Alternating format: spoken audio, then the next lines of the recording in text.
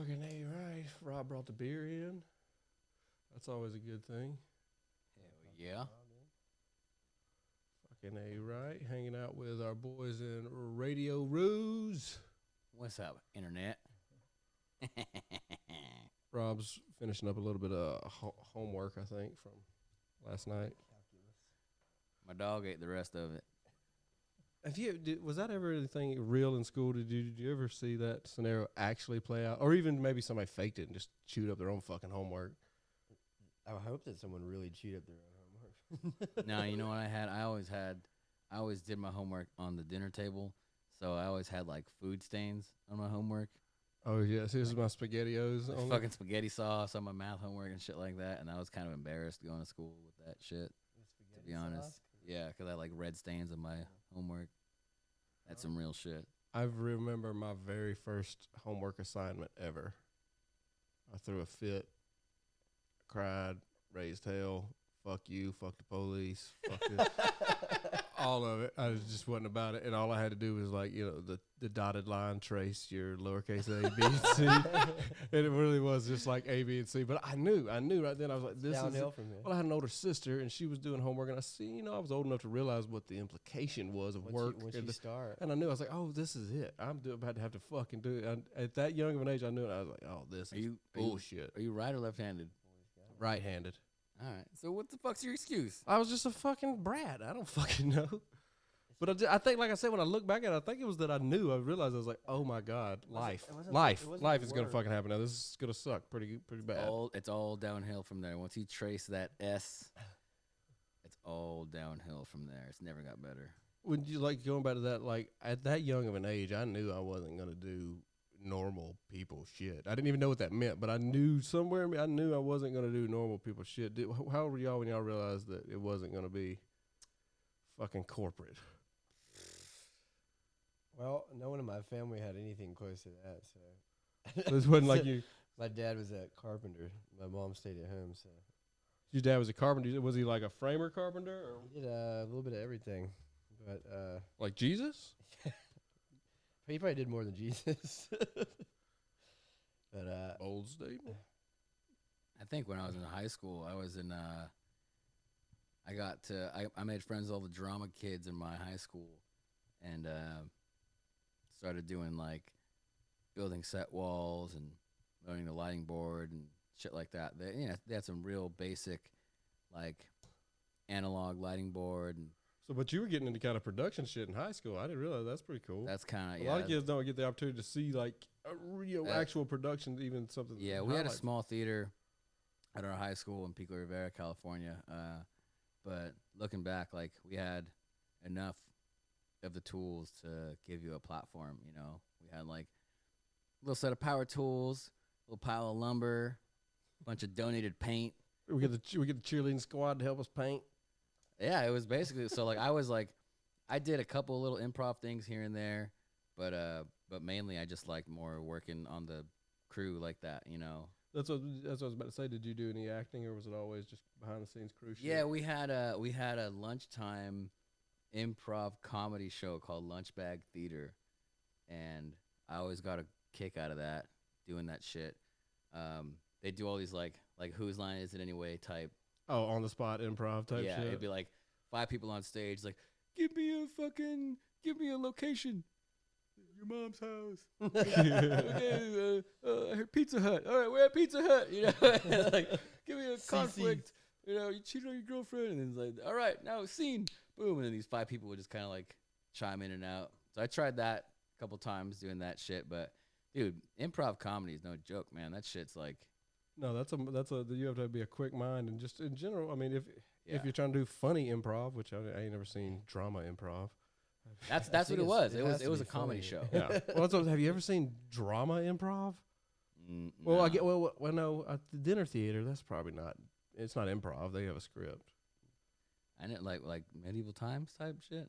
Medieval fucking times, bro. I've never been. Green Knight's going down, down, down.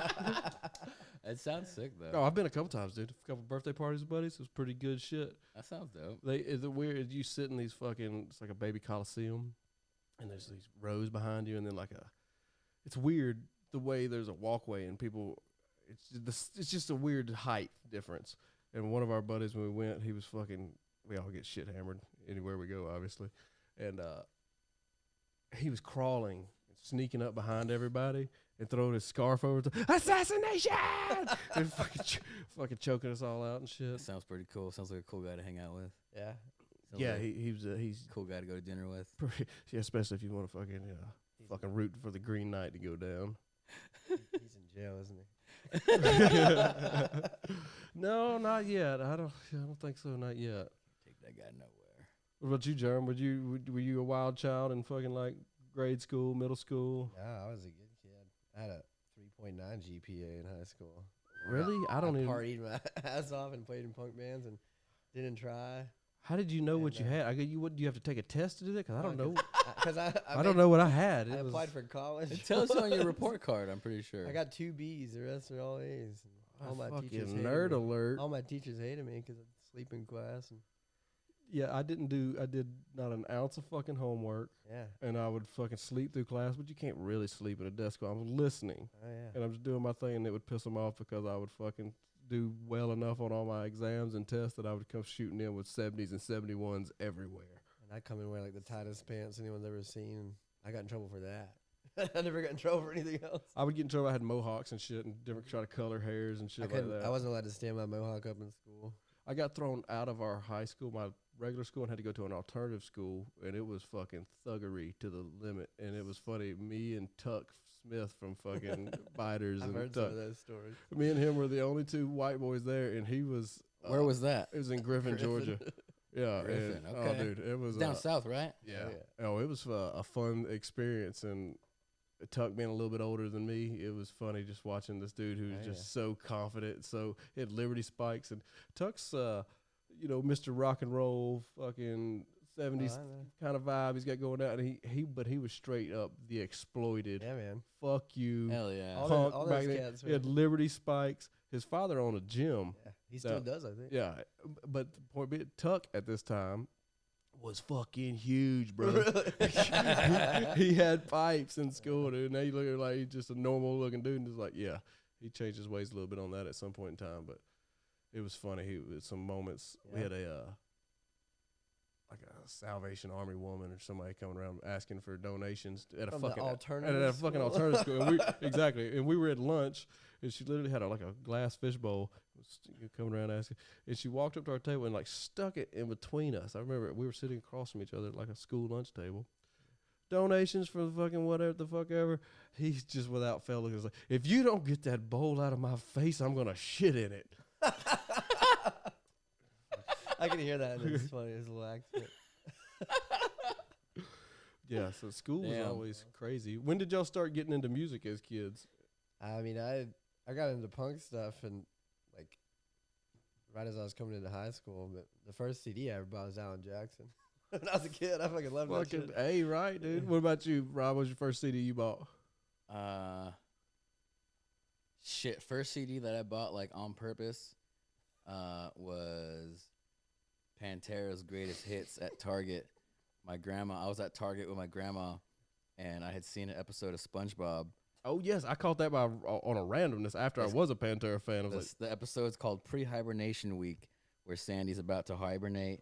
So she's like, SpongeBob, we gotta do all this fucking extreme crazy shit before I hibernate. I hibernate next week. She's like, we gotta fucking go snowboarding through the fucking biohazard plant and shit like that. And it's like, when the episode starts, it's like regular SpongeBob shit, and it's like special guest music by Pantera, and it shows the Pantera logo and drawn in cartoon. It's the logo from Reinventing the Steel. Yeah, but it's drawn like crayons. So I was at fucking Target with my grandma one time, and I had to be like in middle school, and I'm just flipping through the CDs like I always would.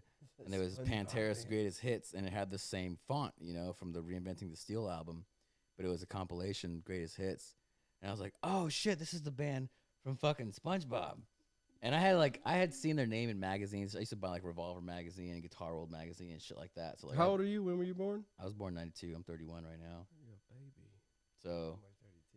So yeah, I was like, I was buying fucking jealous Guitar World, I was buying Revolver mags and shit like that. Hit Parader, Circus magazines, shit like that. Where were So, you like, getting? Where were you purchasing those magazines at? Because I was purchasing them too, but at the most unlikely place. I'm curious what yours was. I'd either get them at the 7-Eleven by my house, or I'd get them at the grocery store when I was there with my Exactly. parents. I'd get them at Ingles. Yeah, we had Ralph's in L.A. Fucking Ralph's. Yeah. And so my grandma bought me my first Pantera CD. How old were you? Do you think when this was? Shit, that had to be like This is early 2000s. 6th or 7th grade. So, yeah, like probably 2000, something like that, or 2001, something like that. I started playing guitar when I was in 6th grade, and joined my first band when I was 16. I was playing guitar from 6th grade to high school. And when I got to high school, I was good enough. Were you just playing at it and learning on your own, or did you Yeah. getting books and stuff like that? Yeah, Or yeah, I was learning tabs. I had a guitar teacher, and when I got to high school, I was good enough to where like I was like, I want to play in a fucking band, you know, I want to jam with other musicians. But everybody fucking played guitar. Everybody was a fucking guitarist. So I bought a bass, and then boom, I was in everybody's And then fucking I had band. 5 bands. Yeah, all of a sudden, yeah, I joined. I was on MySpace, dude. I was on MySpace. Oh, the MySpace. What do you think Tom's doing? Fucking the. Dude, is he alive? I'm What's he up sh- to? He's I'm- probably doing well. I'm if he is. fucking. He's living it. I guess MySpace is still around. My URL is still up. My shit never loads right Take all though. this shit off now. No, some of my No, shit still comes up. If you look up your URL, I've tried it. At that same age when you were doing, guitar lessons and kind of learning did you ever do any school band type shit? no, you know what? And I regret that shit, man. Looking back, if I could talk to my younger self, I would always say, fucking join the fucking high school band or drum line or learn a fucking horn instrument or whatever. But when I was in high school, I was a fucking shithead, you know. I got lucky because my older sister she played flute in middle school, and the band director, his name was Sid. There you go. So little things like going to see her shit and just meeting the family meeting, he knew I was coming. He knew he had a Sid on the way. Yeah. And he petitioned to get me to do something. I went and played trumpet, and I was pretty good. I played trumpet in 7th grade. And yeah, he I was pushed really- me. Yeah, well, yeah. For 7th grade, I had the high school band director trying to recruit me, and then I was like, fuck that. Well, that was the deal. I wish I would have done that shit, man. I hate how my fucking attitude back then. I wish I I'd have was like, played saxophone. I revert to the knowledge and the foundation I got from that stuff. I lost all all the time. I occasionally will try to read music, and I can't I really can't at anymore. all. It wouldn't take me too long to get back to it. But yeah. just my internal meter, the way I count, the way I keep up with stuff, Yeah, the well, way I your fucking structure brain, shit. your brain at that age is much more ready Well, that's- to absorb information. yeah, and you like- can be, if you're taught with a good foundation and some stuff that's beneficial versus nothing worse than collaborating with a fucking musician who's like, here, I got an idea for a song, and it's wonky donk madness with no structure that makes no sense, and you're like, I don't know what to do with this, you know. Well, I mean, Been there. first band I was ever in, I was 16, and I met them on MySpace. I joined a band called Metal X out of Sick. Compton and Linwood, California, and a bunch of long-haired Mexican kids out of Compton. Metal X. My band was Legion X, you fucking cunts. So I played bass for them, and the guitar player grew up with the drummer, right? Mm-hmm. They grew up together. The drummer taught the guitar player how to play guitar because he started playing guitar first. He's like, I'm gonna need somebody to fucking do this. yeah, yeah. and then dude just fucking excelled, right? Like, and just took it running. So the first guy, Danny, ended up playing drums later in life, but Anthony, the guitar player, was left-handed. He is left-handed, but he picked up the guitar naturally left-handed, facing it with the headstock to the right side. And Danny was like, "No, you fucking idiot! You're holding it backwards, dumbass. It's like this." So you're taking a So left-handed he guy and teaching him how to learned- play right-handed guitar. He learned as a left-handed person, learned how to play right-handed guitar, and to this day still plays that way. Why? He's And got a cool brain. And he can Yeah. he can flip it and do it the other way, but he's like, this guy fucking shreds. When I'm saying, like, grew up on, like, listening to, like, Children of Bodom and fucking Metallica and Megadeth, like, this guy can do sweep arpeggios and shit. You ever try Right-handed. You ever try to play Jimi Hendrix style? His shit's weird, man. Honestly, like, Well, he was left-handed playing a right-handed guitar. Oh, you just mean like flip. stringing a guitar like that? Yeah, essentially, yeah, just string a guitar upside down for the. No, his for was the strung the right way. It was I just thought he left it. no. Still played it up. Albert King, the blues player, played upside down. which is That's what really it is. fucked up. That's what I was saying. But then like your switches and your knobs and shit are like on the top side. Kind of But weird. Albert King actually played strung upside down, which is fucking crazy. Yeah, that's the brain to rewire that kind of stuff. Do you play piano at all? A little bit, yeah. I dabble. Do you understand both instruments enough to see the translation between? Yeah, the way that my brain understands it is like a piano is like a stretched out diagonal version of a guitar neck. Yeah, that's what I've heard. That's how my brain understands it. That's how I'm gonna make mine understand it. That's how I'm I'm going. gonna learn piano. I don't know if it's correct, but that's how my brain understands it. The biggest thing I battle with playing piano is the having my left hand doing like a bass line while my right hand does a lead line. Oh yeah. And then I've played a fucking organ with like foot pedals and shit, like with the big long foot pedals where you can play a bass line with your feet. That shit's wild. You ever seen that? I've seen it, but I've never tried to play it. But Yeah, I've it's seen like it. a whole, like, it's not just like a regular piano where you got like 3 pedals. You got like a full fucking array of pedals at your feet where you play them like keys, like bass notes with your feet. I wouldn't even know where to begin with something like that. That's It just would wild, dude. Yeah, you're using your whole ass brain. And your feet. But your whole ass brain and your feetses. yeah, but that's why I love playing music, because you know, like, shit, dude, fuck, goddamn, I'm only 31, but I feel like I've put a lot of miles on my brain in these past couple years. You know what I mean? Like, people are like, "Oh, don't you remember that thing we just talked about the other day? We just talked about it." And I'm like, "Who? Do what now?" It's gonna be a no for me, dog. No, yeah, no, I don't remember that shit. What, you told me? You sure? Like, yeah, dude, we just talked about this. Like, fuck. Well, My that's bad. what happens when you start doing. It's nothing to offense to people, but you start doing so much cooler shit. You start meeting so many people, and you know things start taking off in the world you're in, and especially work. You're doing so many avenues of shit like that, and then maybe it might be a little bit of subconscious ego that makes you forget stuff that aren't because you have so much cool shit going on. Yeah. You know what I'm saying? Also, I'm a fucking nerd, so there's a full like file in there of useless information of like, you know, bands and music and movie quotes, Like just all mine's dumb good shit. for. You know what I mean? No, Like, 100%. I it's have taking up all my, when your phone tells you like you're out of space. That's what my brain says. It's like, don't you remember my name? Like, nope, out of space, man. I'll do the same thing. I'll meet people and be slightly embarrassed that I can't remember who they are. You feel I rude do it all about the it, or the same thing, a scenario. But I can remember dreams I had when I was 8 years old.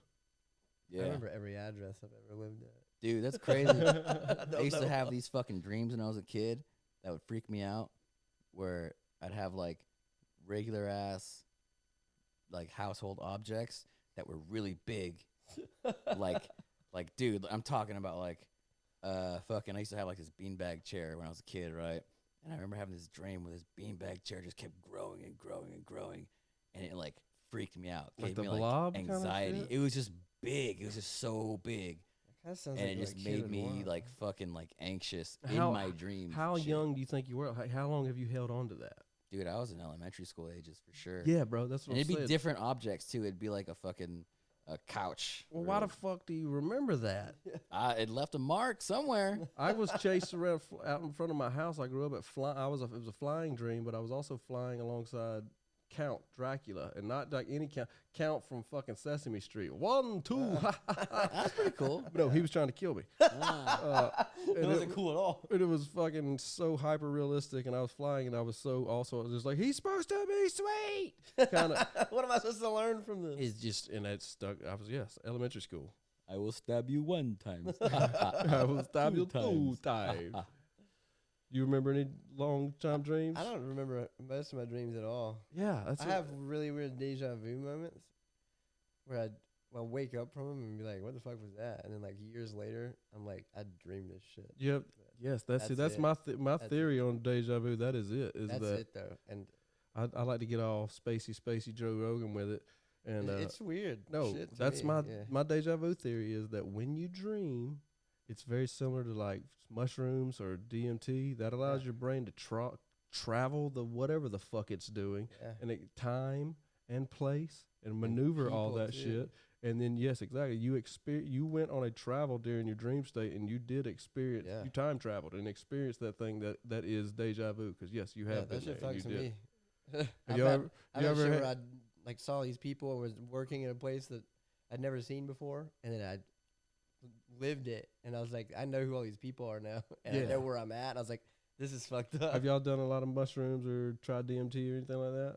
Not a lot. I've done mushrooms several times, and one time I dropped acid. I went and rode my motorcycle with my girlfriend at the time, which was really sick.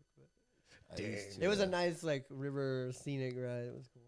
Before I moved to Georgia, I used to sell mushrooms and LSD, and yeah, I would You traverse the universe. yeah. Yeah. I got really into it from reading a book called Owsley and Me about Owsley Stanley, the sound guy for the Grateful Dead, Right. also their financial backing, also their acid chemist, That's a fucking hell of a fucking road ride, like tour manager, the sound guy. also Yeah. also was kind of the link between them and the Hells Angels. Yeah, crazy book, Owsley and Me. If you can find it real cheap, but it's written by like one of his lovers from the time. Mm-hmm. And that's kind of what, like, I read that book before I ever tried it, and that's what got me interested in like the chemistry of it, because they were literally synthesizing this shit in like the chemistry labs of UC Berkeley and shit. Like, Yeah. yeah.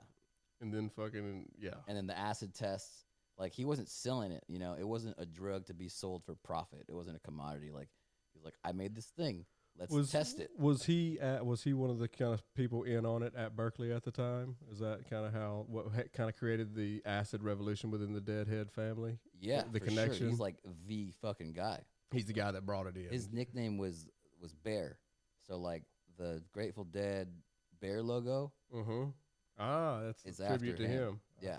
Have you ever been to a Dead concert or been to anything that was a Rainbow family affiliated type? I got to work for a Dead and Company here in Atlanta a couple years ago doing the stagehand gig, and that was pretty sick because I was on stage. I was a backline tech at Lakewood Amphitheater, and so I got to like unload all their. Dude, I was like so fucking hyped to be there, and it's like when you show up to these stagehand gigs, you're just a fucking crowd of people backstage, and the road crew comes out, and they're like, "I need 6 lighting guys. I need 6 for audio. I need fucking 10 for electric, whatever. I need a few for backline." And I'm like, "Backline, I'm right here. I got you." And I'm like, whenever I see the text, I'm like, "Hey, bro, I'm a drummer. I'm a bassist, whatever. Like, I got you." And if they hear that, they're like, "Oh, cool. You know what a fucking hi-hat and a floor tom is? You're with me." Because they're like, every day they're in a new city, you know. Oh yeah, and yeah. you The never know what local kinda- crew could be shit. They could be Yeah. tits. So they're always hyped to know that like I know what I'm talking about. So I hollered at the drum tech. I was like, "Yo, I'm a drummer." He's like, "Cool, roll with me." And I set up they had this fucking figure 8 rack where one side of the figure 8 had a drum set, and then the other side was like a full percussion section. And the drum set that we unloaded was like, it looked to be old as fuck, dude. Like, it had like airbrushed little dancing skeletons and shit. Like, it was so sick, dude. Like, their fucking drum kit like looked like it had miles on it. And then their percussion section, he's like, "Pass me this little fucking platform." So I'm setting up a little table, and there's like a xylophone. There's all this wacky ass percussion, right? Yeah. It's like it serves just one fucking purpose. And then You're there's gonna like use it once in a song. yeah, and then there's like a one little song side only. table that has all this like miscellaneous percussion, right? And one of the things I remember was this fucking hedgehog dog toy that you squeeze it and it goes like, "Arr, arr, arr, arr, arr." And I recognize it because my dog had that same toy. Do you recognize where they used it in the music? Fuck no. There's no way they use I that. don't know.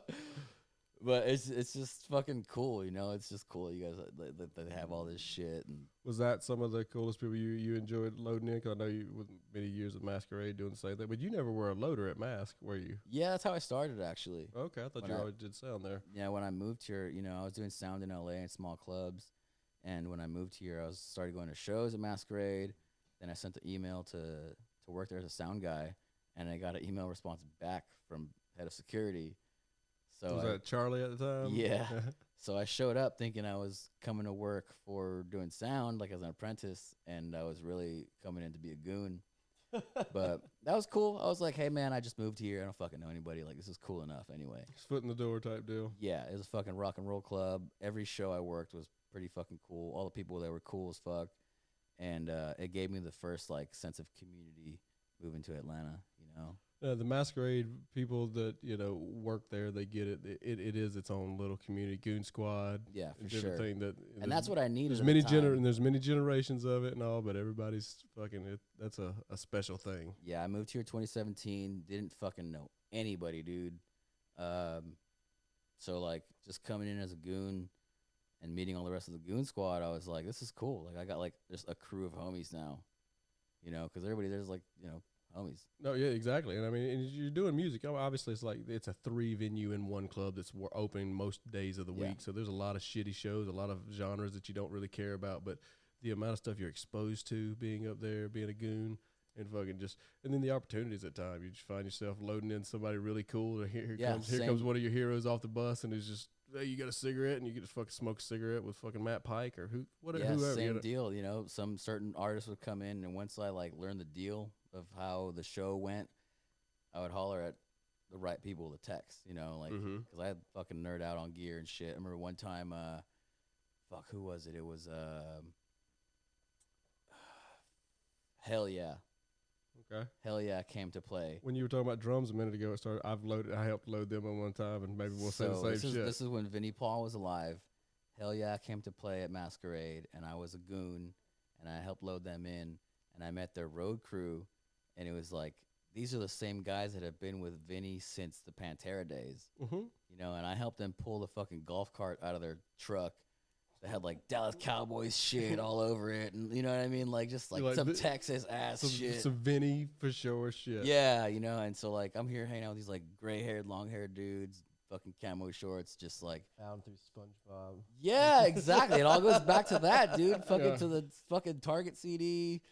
Yeah, I was fucking 6th grade. Like, honestly, that fucking CD, like, changed my life, man. Like, that, it really fucking did.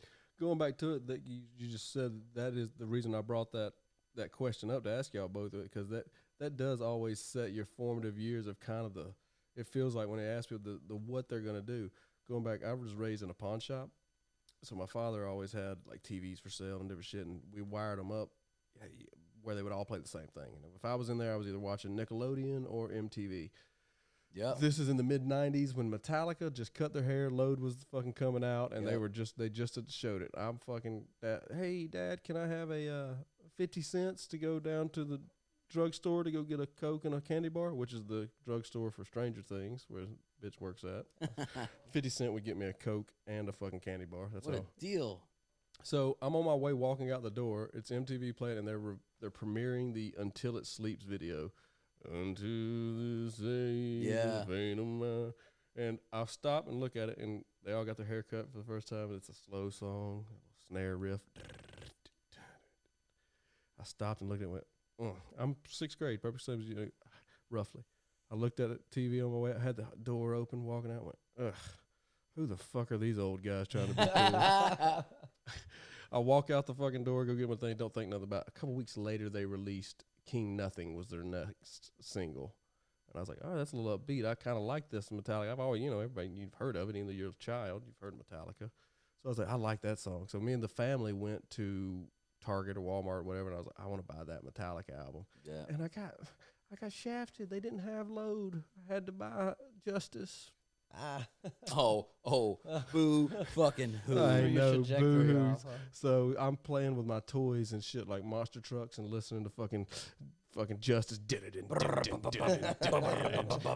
Yeah, exactly. Do it. Fuck yeah, dude. And didn't really. That is my favorite Metallica album to date, even though there's no bass on it. About to say my one fucking problem with that album is there's no fucking bass. I don't know who mixed that. I'm sure we can. I think it was just a fuck you to the kid at the time. What the fuck, dude? Like, god damn it! I've listened to that album in some fucking heavy duty sound systems with subwoofers and shit. And it's not there. It's all kick drum, right? You boost the bass, and that kick drum is in your fucking chest. The drumming rules. I think that was some of Lars's best drumming was on fucking And Justice for All. See, that's the thing. I'm not a Lars hater, but I think it's because I'm not a good drummer, but I can get through it.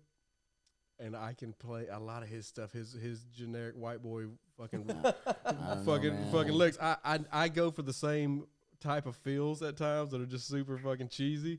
You So know, I like it. I can hear him, Tommy Lee. Boy, I love it. You know what I always say? Should have been Lars. I don't think Shout you're out to alone. Nick Haines in Birmingham. You're Put not- that on a shirt. You're not alone in that. I know I've heard it before. I don't know. No, it's a funny statement, but the whole thing's I mean, yeah, the whole thing sucks. Yeah, I don't wish. it's a fun. no- Yeah, I get it's I a want funny nobody, statement, but right? But Lars definitely as he made good decisions with the band. But they after- wrote some cool stuff along the years and have some poppers here and there After towards the later Injustice- years. because what after And Justice for All, that was the next one, right? It was like Load and Reload.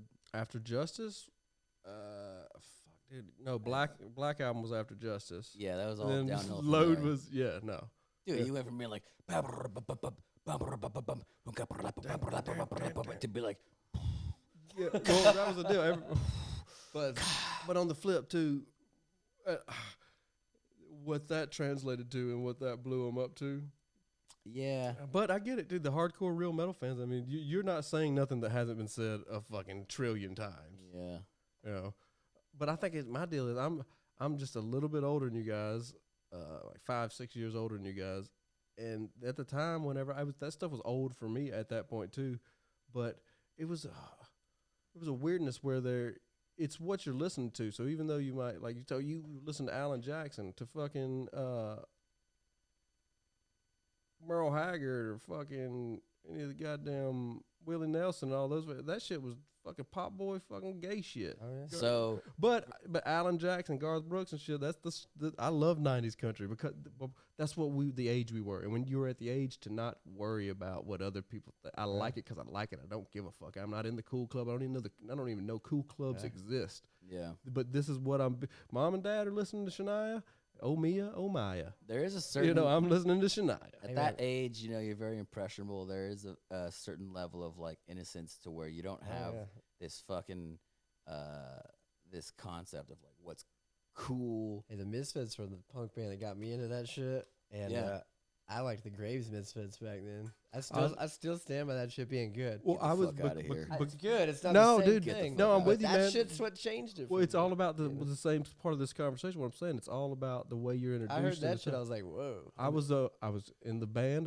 I went a band geek, but I come from a band. Then I started a band and started playing. And I had one of our high school years of starting Legion X and doing stuff. Our guitar players were really good. Everybody was pretty fucking good, and we had a snub nose to punk rock on certain levels. But my deal was they don't even tune their fucking guitars. They can't fucking play. I didn't understand the angst of it. It was the value in that. So I liked more of actual metal and stuff where That's people still were a thing back we're then. doing- because and they're I like just- virtuoso musicians. So Yeah, I didn't- that's where I was. and It I took did me so a I didn't minute. get punk. But then when I come full circle and started getting introduced to stuff, same thing. And I had already kind of crossed it. I was like, I don't give a fuck. I listen to what I want to. I enjoy a lot of Graves stuff. Crying on Saturday Night is a fucking banger, bro. It was that and Danzig, honestly, or weirdly enough. Yeah. Because then it took me getting into Danzig Misfits, which is a weird way to get into that. But Yeah, that reminds me of like how certain bands hit you in a certain way, and then that gets you into other bands. So Mhm. like Pantera for me was fucking huge. Pantera hit me like a ton of bricks, and I was #1 fucking 6th grade Pantera fanboy, and that got me into Kiss Okay. because Well, I was reading about Diamond Vinny, looking at all loving their- them so much. Okay. Yeah, I was wondering if you had seeing their seen like high school pictures and shit, and that's what got me into Kiss. And then I got really into Metallica, and Metallica got me into Misfits and GBH. Mm-hmm.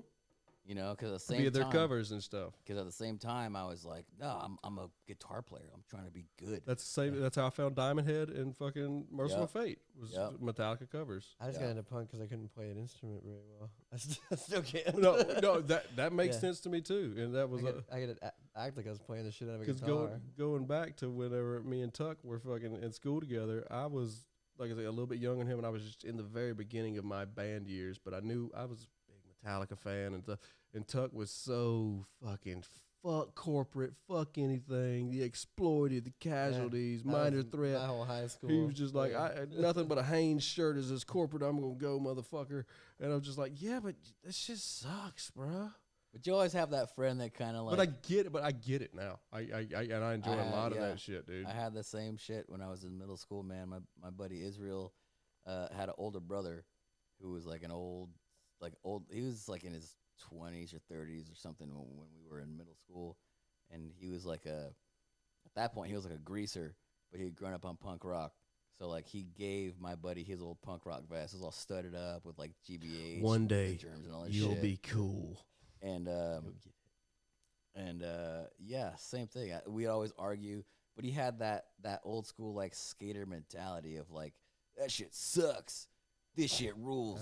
Oh yeah, well I mean that's just kids. I mean that stunted my growth musically for a long time. I participated in that kind of thought. Through that high school and early 20s, that's punk shit, and I was like, fuck everything else.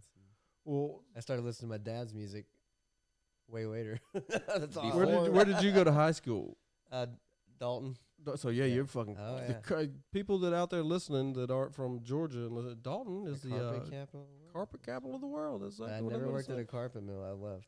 That's good. I'm not sticking around here to just run this mill pie. I'm gonna be a rock and roller. I did move to Atlanta to go to college and quit and moved back up there and worked at a Walmart. But That's how I started working on cars. But you're gonna be the same boat I was. There's when you're into real cool underground rock and roll and metal and different things like that, and going to a fucking high school, middle school in a rural ass area like that. Yeah, it builds your character. Well, because I Sure. don't remember who I heard say this, but I was like, oh, that's totally fucking it. And it was like, I've been punk rock and metal since it was called Hey Faggot. That's right. Yeah. And I was like, oh yeah, no, I remember being Hey, ridiculed. I knew I could have turned that off anytime I wanted to, but it was worth it to me. I tried to once. When I was like, I got in a lot of trouble one time when I was in school, and I think it was about when I went to alternative school. It gave me a little bit of an awakening. Like, man, what are you doing? What are you doing? So I was just a confused kid, fucking 14, 15. So I literally changed everything. I got kicked out of school, so I wasn't hanging out with any of my friends except for Curtis. Fucking, I mean, Was he in that same school with you? Yeah, Curtis is a year younger than me, but he's my neighbor. We've been best friends for 30 Did years. He go to the alternative school? No, he didn't get kicked out. We would go to school in the morning. My dad would take him to school and then take me to school. Fucking. Right. But so I didn't hang out with anybody. But I changed everything. I stopped wearing all my band shirts and my fucking Johnny Knoxville fucking Chucks and high water pants and shit. Yeah. Everybody was trying to be Johnny Knoxville at that time. Yeah, Dickies and Chucks. And my dad is a conservative guy, khakis and polo shirt, and started trying to do that for a little, and it was fucked, dude. It was you can't do it. You can't do it. When you realize who you are, you're like, this is. I gotta say, man, I grew up a little different, so like, I got a certain respect for people who grew up like that. You know, like actually rebelling against what your parents were. Because to be honest, man, like my parents are cool as fuck to this day. Like, oh yeah, no complaints, but it's just I'm not the same. My parents were cool. It's just everyone around me wasn't. You know, my parents let me do what I wanted to do, and you know, I get all my music taste now from my parents. My parents grew up in Southern California in the 70s. They saw original Black Sabbath. My dad saw Kiss. Well, that's definitely y'all's and, California influences definitely give y'all a. Yeah, I grew up in my LA. mom saw Van Halen play house shows and shit. That's like sick. she went to school with David Lee Roth's cousin or some shit like that. My parents came to the States from Mexico when they were toddlers, and so grew up in the LA public school system. You know, my mom grew up in Watts. My dad grew up in Linwood. My dad, if you were to see him, even to this day, my dad looks like he could be like a white guy. But in the 80s, though, like, definitely looked like a fucking white guy. Like, wearing, like, acid wash jeans and checkered fucking Vans. And I remember, like, so that Pantera CD was the first one that I bought as my decision. But as a kid, my dad had this little Mazda mini truck. My dad was into mini trucking. So he had this single cab Mazda mini truck with purple tint, fucking like fuzzy interior. He had the camper shell on it. Shake it, but knocking, but then you he can't had, come in. like, carpet kit in the back with the purple tint. He had like the fucking wide mag wheels with the curved feelers and shit. His shit was sick. Oh, this sounds legit as fuck, bro. It was a little early 90s Mazda mini truck stick shift, and he had a tape deck in it. And the earliest memory I have of like actually, you know, when you're like a little kid, like you hear music, but you don't know like what bands you like and whatever. The first fucking memory I have of like realizing the music that I liked, my dad always had these 2 tapes in his Mazda truck, and it was Master of Puppets and the Sublime self-titled album. So it's like one of them is this tape with white crosses all over it and this like sharp, pointy font. I was like, oh, that's pretty cool. And then the other one is a dude's back tattoo in Old English font that says Sublime. And it's like, I think it was green, like the plastic of the tape was like green tape. I vaguely remember this. Like, yeah, that shit was sick. And that's like, so like, that's what my dad was listening to when I was like a fucking like elementary school kid. So like, as far as like rebelling and shit, when I got to high school and I was like into punk rock and thrash metal and all this other shit, they were like, yeah, whatever. Yeah, that's what I Well, yes. Well, I was able to get away with. They didn't really. My dad one time I was we grew up on a lake, so when you play music and do shit on like a lake, it echoes really loud, and it was weird too. Our house was like the driveway's kind of up on a hill, and you have to walk down to the fucking house. So my dad gets up home from work one night, been running the business all day, gets home stressed, ready for dinner, see the kids, the family, you know, the thing. He pulls up, gets out of his car, and all he hears is this is probably 97, right when Kid Rock released his debut Devil Without a Cause album. Oh, it was that the red one?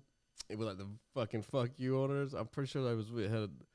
And all he gets up there and all he hears me on the dock with the radio playing is "fuck you, motherfucker" to 3'9" with a 10-foot dick. All the fucking crazy shit that was on that album. He walked down, didn't say a word to me, just fucking walked down, boom, opened the CD player, grabbed that bitch, and frisbeed that motherfucker into the lake. Damn. See, I never awesome. dealt with that. One of my best buddies growing up, Johnny, we got into we were taking the same guitar lessons from the same teacher at the same music store when we first started playing guitar in 6th grade, and we kind of split paths musically. Like once we started playing guitar, I was like Black Sabbath, he was like Iron Maiden. So like he got super into Maiden. He bought a Strat. I got super into Sabbath. I bought a Les Paul, you know, typical.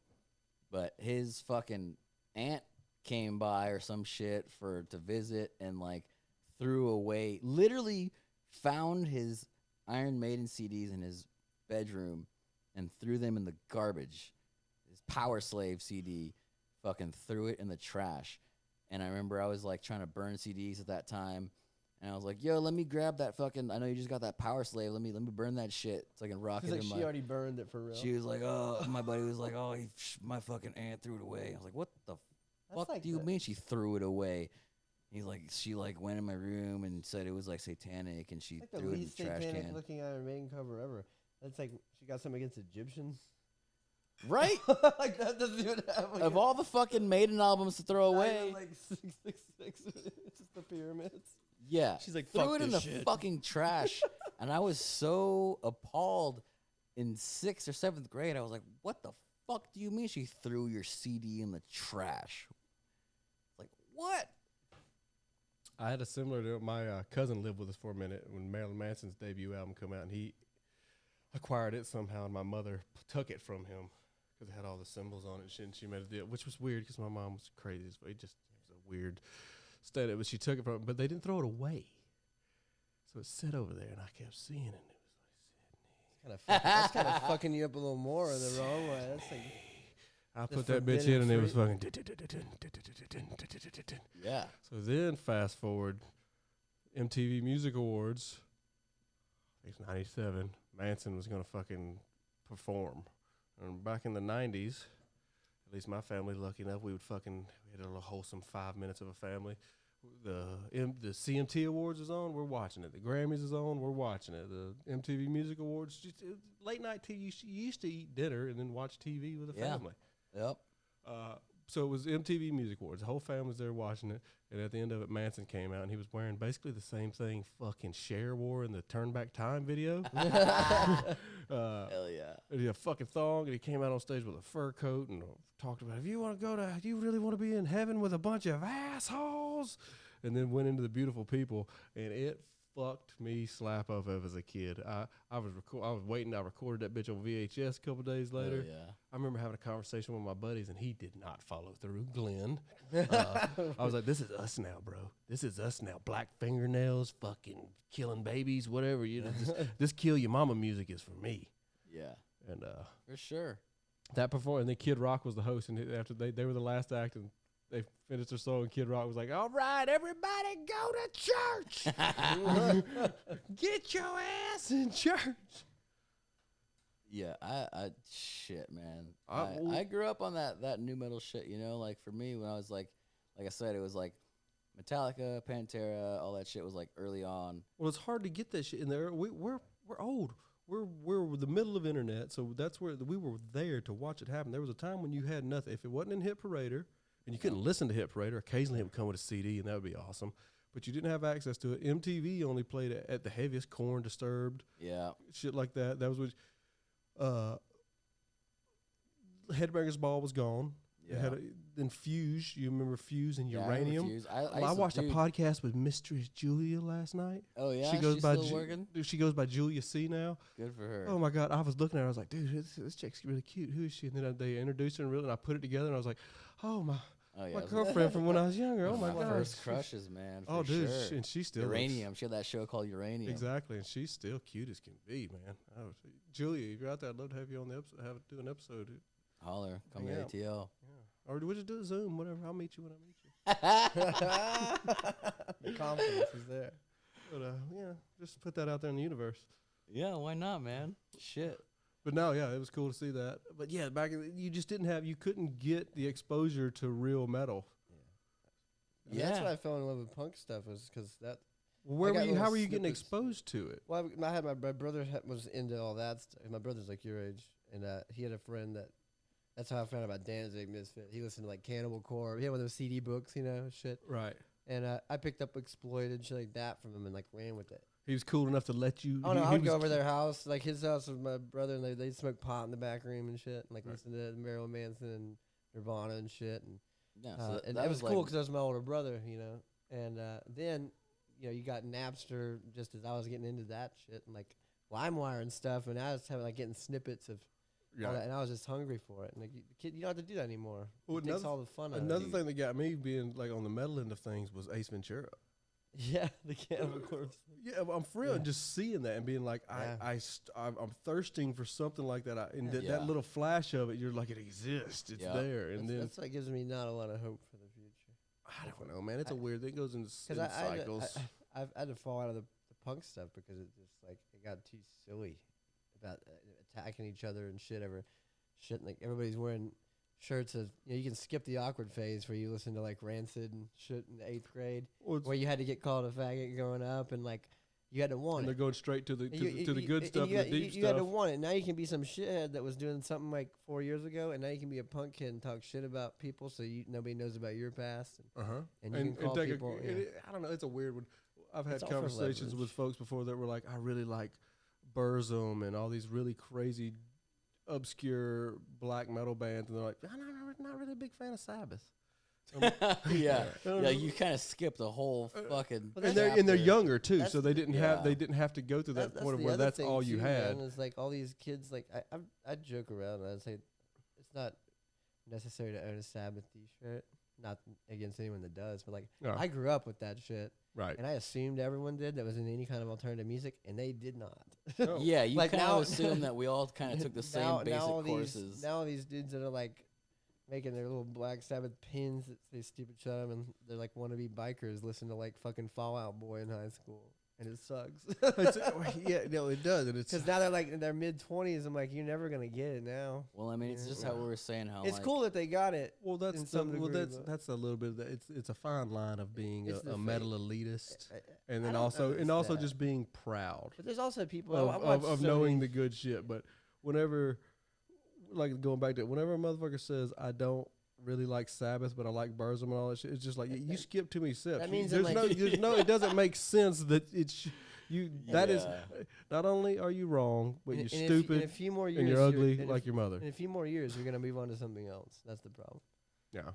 If you don't have that, I've watched so many of those dumb phases come and go, and True rock and roll fans and metal fans just don't die. It's a quality of a personality. well, that's what I love about this city, man. Like It's similar to skateboarders. Everybody I know that plays in metal bands here fucking goes and sees Bruce Springsteen when he comes to town. Fucking hey, right, dude. And We were it's talking the other like, night. Eagles are coming to town, bro. My biggest fuck the thing. Eagles. Come on, it's somebody else too. It was a pretty good deal. Steely Dan, the Eagles. Yeah, dude, those fucking high those But line hell eyes. yeah. That's the thing. Hell yeah. I'll go about- see Steely Dan for sure. Yeah. My biggest thing lately, like in my now where I like who I am in my I just turned 31. Like, fuck the idea of a guilty pleasure. Yeah, What the fuck is a guilty pleasure? Oh, you like that? Fucking like it. Mm-hmm. Why is it guilty? Mm-hmm. Fuck guilt. That's we're going back to the roots of all the shit that we were thought we were playing the part of these rock and roller high school kids or these punk rock. yeah. The reason you get into what's most punk of all is being like, dude, I love Slayer, but also, you know who else I love? I really fucking love Dolly. Seriously. Yeah, The and fuck you look. That's why I Hey, got Prince, that's why I got a dude. fucking Prince and a Dolly patch on my fucking vest. That's what Hell rock yeah. and roll is, though. It's- Everything good has rock and roll in it, yeah. and it There's- doesn't have to know. Well, it's just my deal is just attitude is the stuff that I like. Yeah. I like attitude and backbone. Anybody that had to fight for I something. don't like all of anything, but I like some of everything. It took me a while to realize that. But I can put that's- on a that's where I'm cowboy at. hat and go suck America's dick and make money. Well, it just goes back to Yeah, like you know. fucking Johnny Cash is as punk rock as it can get. Yeah. You know, that motherfucker got more attitude, more slang on it than it's Hank Williams. Little Same thing. Richard, Johnny Cash. You can go Well, opposite sides of any of all that. this stuff. Fucking Warren G. I mean, I can go all over, but of the places where I'm like, this has the attitude and the aggression, and or not even necessarily the just the swag at times, just whatever. Oh, yeah. It's, I don't know. An opinion of music is a weird, fun thing. Anything good has to come from some little bit of adversity Yeah. in a degree. No, I understand. Yes. Otherwise, it gets too stale and comfortable. No, I agree with that. I remember as a young musician, stupidly wishing and waiting for and like daydreaming about what's my adversity going to be that's going to give me the motivation to do it. Almost looking forward to the inevitable hurt that life gives any and everybody. That's and what look- makes good art. Yeah, but when you look back on it 20 years later and have lived a life like anybody, you go, Now you're asking when it's gonna stop. well, you're like, that was fucking When's stupid. it gonna stop? Oh, you haven't heard of Life? No, it found me pretty quick in North Georgia. That's why like, Verbally from nowadays- strangers. people ask me like, well, if I meet somebody new and like, oh, you're a musician, like what kind of music do you listen to? Like honestly, like You can't it's say- such a broad you answer. can't say all of it. 'cause that's My a dumb short answer is Anyone that says that. anything with some culture behind it. If I can feel something from your music and I can feel some kind of culture behind it, it might not be what I'm used to or what I'm, something that I recognize, whatever. But if I can feel some kind of culture behind it, that's what makes And- it good to And me. I don't even have to like it to respect it. You know. Well, that's one thing about music, and same thing with cinema too. You don't even necessarily have to understand it, but when it's done right and framed right and constructed right, the emotion, the hills and valleys that they'll take you on with a good conductor of either or, it's undeniable. I mean, that's why there's so many American stuff that like crosses over to fucking international crowds that don't even understand the language of it. But Yeah. like the Aerosmith, Guns N' Roses, fucking Michael Jackson. Yeah, what's that? There's a Hank 3 song. He talks about, all those people down on Music Row. They don't know nothing about heartache and woe. Yeah. Like, what the fuck do they know about making music? You know? They don't even write their own songs. Well, that's the mainstream music industries just went up in flames. Crazy. A lot of anybody that's remotely country that I kind of like these days, they're like almost fucking boycott Broadway. So, what's funny? Y'all growing up here in the South, I grew up in L.A., so I got into outlaw country and old school country when I was in high school. And for me, Was it more Buck Owens type stuff? no. Which isn't necessarily it's not outlaw Well, I country, got but into, honestly, like, truth be told, when the Johnny Cash movie first came out, mm-hmm. that's what turned me on to Johnny Cash, right? And then my parents went and bought a whole box set of Johnny Cash music because my dad was super into it. And so, like, it had, like, 4 CD pack of, like, Hear the that ear- train the come early- running. like the early Sun Records years, right? And then, like, his progression all to the fucking 90s until his end. But then from that there, was that that Rick Rubin thing, and that's when they released that last stuff he did. Right? And then that opened up the door for Hank Williams and Merle Haggard, Johnny Paycheck, and all this other shit, you know. And where I grew up in LA, Southeast LA, like listening as a Mexican kid in Southeast LA, listening to outlaw country, that was the adversity. Oh, that made you fucking hardcore. People were like, "What are you listening to this fucking country redneck shit? What the fuck? You some fucking white boy." Extreme opposite of that. And like, well, because y'all grew up with it, right? Y'all grew the up last hearing thing I got hearing it as kids. Like that was not played in my house as a kid. Like Yeah. I grew up hearing like the Gap Band and Mary Jane Girls and Santana and like My dad loves corridos and shit Santana. like that, you know. So like, for me, that was like me discovering outlaw country in my own way was like my first kind of dive into like, oh shit, like nobody around me is listening to this shit, but like I heard it and I heard it with a certain ear where it resonated with me. Mm-hmm. And I was like, this is some of the most punk rock shit that I've fucking heard. I've only in the last few years come back to that. Because Right. growing up, I was like, fuck these rednecks. You know, I didn't grow up in country, my household.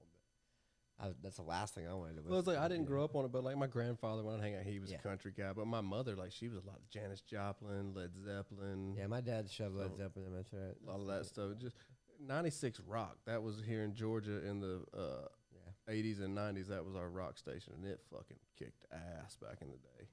Also for me, coming from a Mexican household, a lot of that old outlaw country, that 70s country, like you listen to the guitar and the bass and the way the songs are put together, they're really similar to like old regional Mexican Oh, a music. lot of that shit. Yeah, that fire. bass line's up for yeah, sure. the way the bass lines, Fucking boom, accordion and a boom, bunch of that boom. shit. you know, like it was really similar, and they were all songs about heartache. They were all songs about fucking getting drunk and And the fucking working up your man life, and being working man shit. Yeah, blue well, collar. that's why shit. like Merle Haggard did so well with the Native American people here in the United States, and then also in South America and everywhere down there, because it's just that. 'Cause it it's was the real. Same, They well, it's had the a- same values, and then touching on the same stuff. The basic outline of the music. Boom, boom, boom. Yeah, boom, so it was like boom, relatable, boom.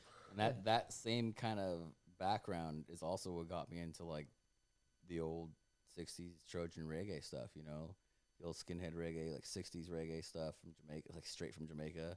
I've seen so I've been to a few shows and seen stuff, but that's one I never really tapped into. I've very recently kind of started diving into that.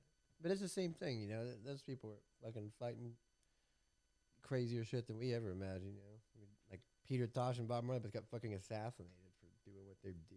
You know, that's Yeah, just although fucking, like, it's as punk as it gets. Have y'all man. seen the They're- trailers for that new Bob Marley movie that's coming out? There's mm-mm. it looks like it's the quality of like that Johnny Cash type movie, a Bob Marley one coming out.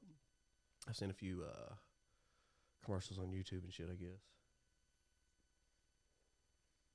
but that old, it's all that like '60s reggae, man. It's all like working class music, you know, and it's when you're ready to hear it with a certain ear, you start to realize the similarities between, like, there's so much in common with that kind of music as well as like outlaw country and as well as like early blues.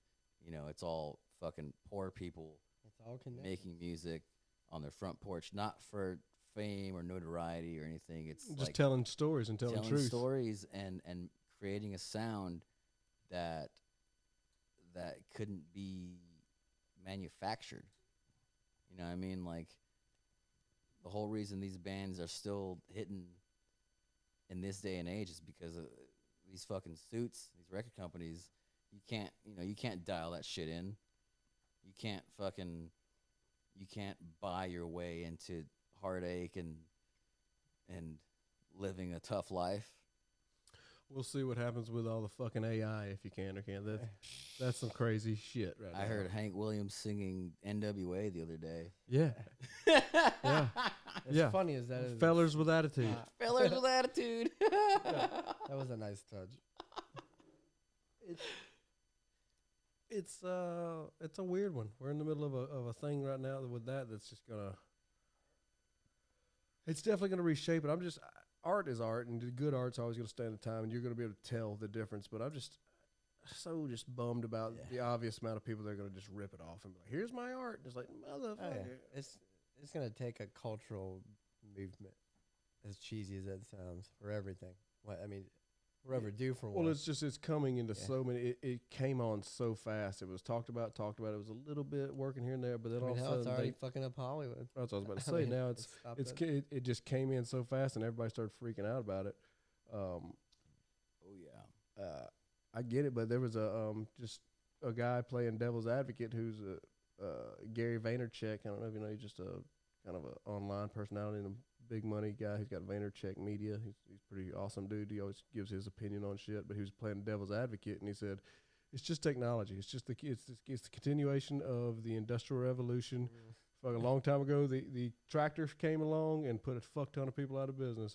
In the 90s and the early 2000s, you didn't own a bookstore, so you didn't have a problem with Amazon.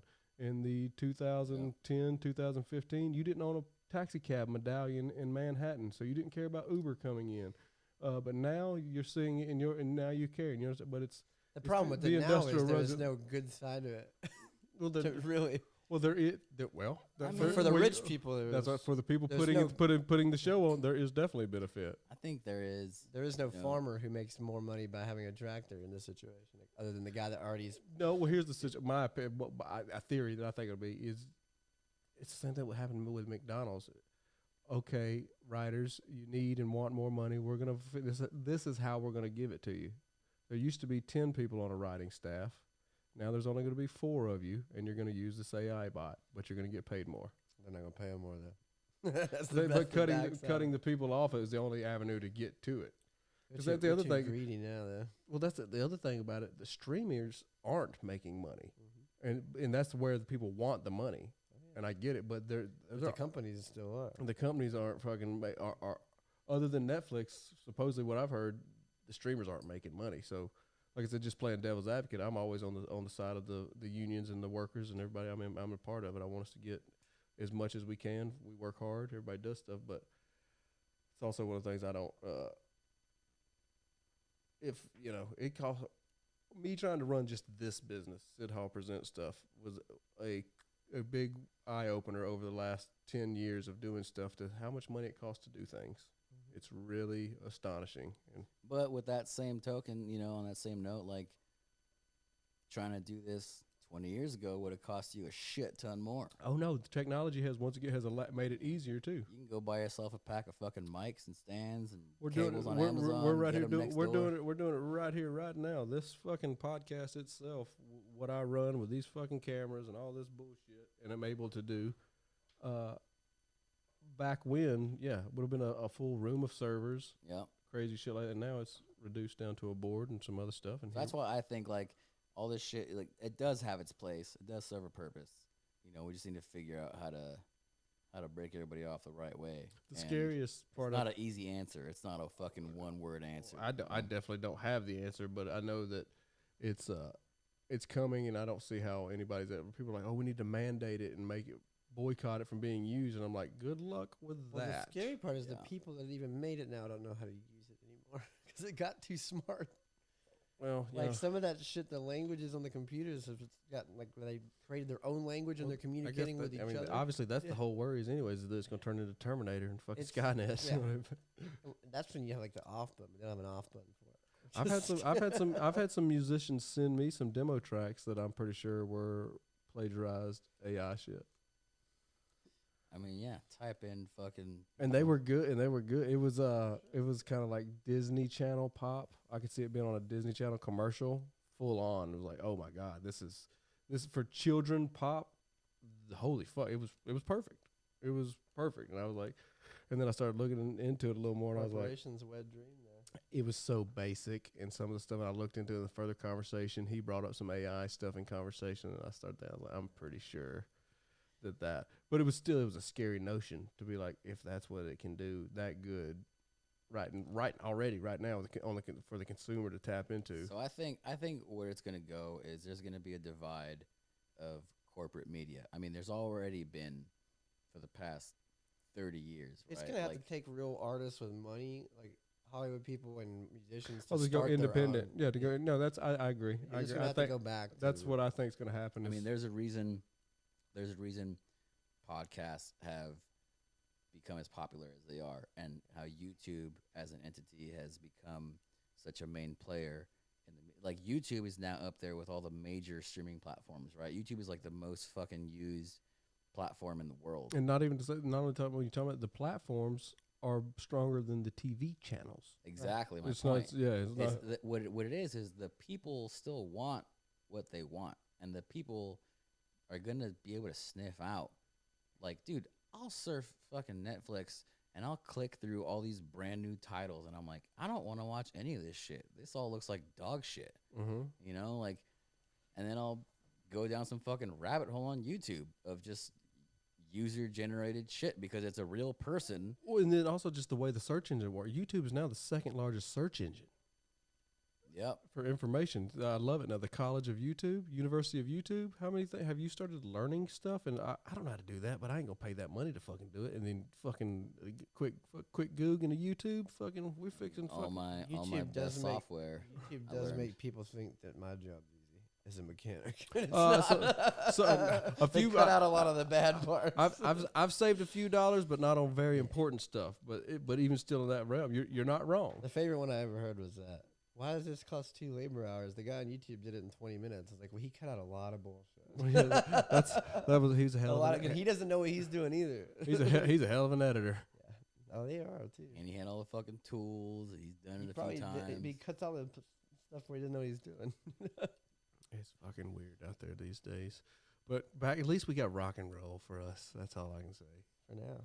For now. Well, wait till fucking AI fucking starts just kicking our ass. I mean, all over the place. I think people will always. We can't be make any able- less money, right?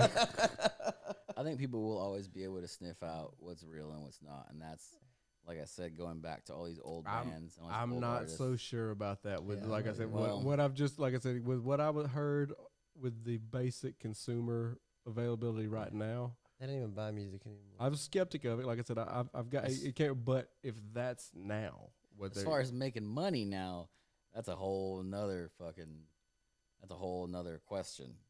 But there's always going to be people that can feel, you know, what is made by a human with some culture behind it and what's made by some fucking corporate bullshit. But the problem is people love eating that corporate bullshit. the mass majority of people aren't a connoisseur type of fan. No. That's why they get away with making that corporate bullshit. That is, I don't want to call anybody out because I don't deny the undeniable, the superstars out there and stuff, but people that have ginormous producing squads and writing teams and stuff like that still to just create piss poor mediocre stuff that just subliminally taps into the dumb market. It's fucking French fries for your brain, man. Yeah. That's a good way to put it. French fries for your ears. And sometimes it's fun. Sometimes French fries are okay. Yeah. So I say I don't want to knock it too bad, but after a while, it gets like I said, it becomes the Elvis effect, where you start being like, "What the hell is that?" I don't want to be the old person knocking on Elvis, but music does not seem to be getting better. I don't know. Yo, fuck Elvis. You want to fuck Elvis? I mean, he was alright. You think he was a hunk of fucking burning love? I mean, he's a great performer, but you know, Well, the obvious, all the others. yeah, He didn't write. You He know, wrote. I I think he saw wrote this one shit. hit. One hit single was his. I saw this shit where it's like Elvis had X amount of #1 hits. He wrote 0 of them. Same thing. I thought what I heard was one. And like, But you know, at the Still, same it- time, Well, back then there was at a the same- performer and there's there was a tons of writer. people Yeah, that at back the then. That's how same the industry time. worked, and it still does. it Like takes a lot of those, other than like the outlaw country people, like all the country shit from back in the day, it was like 2 people writing all that shit. And And everybody Christopher covered it. Christopherson goddamn wrote goddamn everything. That's true. I mean, it takes a certain. it was that weird time in music. It takes a certain person to be a performer, you know. So like, I can't knock him on being a performer. But when people are like, "Oh, the king of rock and roll," I'm like, he "Oh, always- you mean Chuck Berry?" You know what Elvis always said? I'm sorry, I can't kiss you, baby. I just pissed in your face. Rock and roll. That's so cool. You ever seen that? No, Oh, what the fuck is that? I haven't seen it, but I know about it. There's a video of Chuck Berry with a There's a prostitute, and he's got VHS that. tapes He's with peeing on he's this farting girl. in his bitch's face and yeah. pissing on her and shit. And he's like, "Oh, baby, you so pretty. I'd kiss you, but I can't piss you. You got piss all over your face." It's real. That's rock and roll. I don't know if it made it to the internet or not. Oh, it's on the internet. I can't kiss you. You I'm got not gonna piss fuck. on your That man face. will be canceled 6 ways from Sunday. Oh, I mean, he did worse than that. Oh, you liked it. Chuck was the fucking man. He paid a lot of money out of in settlements about his restaurant having cameras in the women's bathroom. But yeah. So what? I like to see a turd. Yeah. Jesus Christ. You sunk my battleship. And it's on film. Fuck. All right, this is turning fucking south quick. we got a show coming up with these guys. Fucking, we're putting on at Star Bar this coming Friday, 7/28. Yes, sir. The El Caminos, Warsaw Clinic. These fucking fine fellas, Rdio Ruse, +2, and Moonlust. It's gonna be a hell of a show. Y'all have been stoked about it coming up. We've had it on a date for a minute. I don't know much. The other three of us are from here in town. I don't know much about these El Caminos guys. El Caminos are from here, you lame bitch. They're Enlighten me. They're old school rock and rollers, lots of vibe, lots of cool shit. El Camino, the sound that they play is Probably such half car, half truck. yeah, You know what I'm saying? their sound is definitely half car, half truck. But Damn. old school Star Bar alumni, been a part of the Star Bar family for many, many years. Lucky to break into that. And well, like I said, this showcase of Atlanta rock and roll is tremendous, and with them ending the night out is just top quality. Yeah, we've had some pretty good opportunities lately to play for some old Star Bar people. It's been great.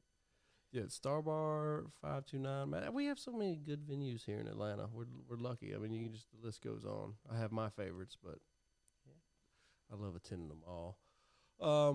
Yeah, let's fucking wrap this thing up. Like I said, Friday night, 7/28 at Star Bar, Atlanta Rock and Roll Showcase, Rdio Ruse, Warsaw Clinic, El Caminos, Moonlust, fucking drunk women for everybody, free cocaine, fucking. I mean, it's gonna be fucking crazy. I promise you. Like, these guys are gonna juggle. They're gonna shoot fire out of their ass. I don't know. I'm trying to learn how to At the step up. very I'm trying to step up my promotion game these days and really add some flair to it. Since all the film guys are out of work right now, I got to link up with some special effects guys to get that Ace Frehley fog machine out of my pickups. Oh, yeah. So any effects guys that are out of work right now, I want fucking fog. I want goddamn sparklers shooting out of my bass. So You'll put your eye out. y'all, any effects guys that are out of work right now for the strike, holler at me. I'm trying to make my bass fucking explode on All stage. right, y'all hear that? Reach out to Rob, fucking make him look cool as Holler fucking at me. shit. Right on, guys. Any other shows coming up after this one y'all want to pump? We're playing Motor City South The roll before the East Atlanta Strut, the night before the Strut this year. Friday, September 23rd. It's gonna be a daytime thing. That's a nighttime thing. It's gonna be a big car show. We haven't done it in a couple of years. since That sounds 2019. really cool. That sounds It'll really be like cool. Village will be all closed off. Big show at the shop, party. Shop Yeah, party, bring the car show. family. Bring your old car. Killer. I'll be there for sure. Yeah. Be sure to check these guys out. Rdio Ruse. They're kicking ass and taking names here in Atlanta. They'll be hopefully touring the Southeast before you fucking know it. But right now, come one, come all, this Friday, 7/28 at the Star Bar. We're going to be kicking ass and taking names for these motherfuckers. So Come on with it. horns up to everybody, and we fucking love you, and we need you. That was the wrong button.